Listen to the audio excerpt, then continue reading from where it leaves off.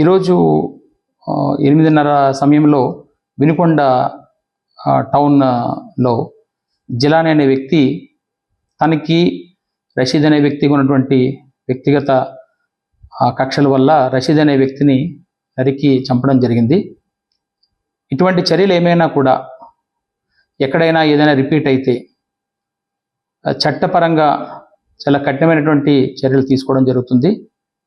ఎవరైనా వీటిని ఎక్కడైనా ప్రోత్సహించినా కూడా వాళ్ళు కూడా చట్టపరంగా తీసుకునే చర్యలకి బాధ్యులవుతారు.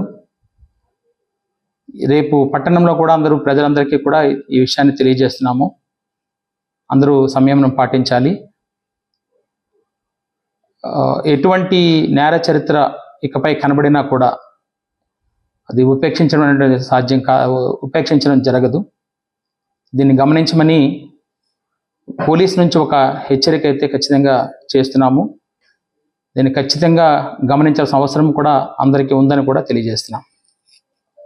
144 సెక్షన్ కూడా అది అమల్లోకి తీసుకుంటున్నాం. అక్కడ ఎవరు ఎటువంటి శాంతి భద్రతల విఘాతం కలిగించినా కూడా కఠినమైనటువంటి చర్యలు తీసుకుంటాం.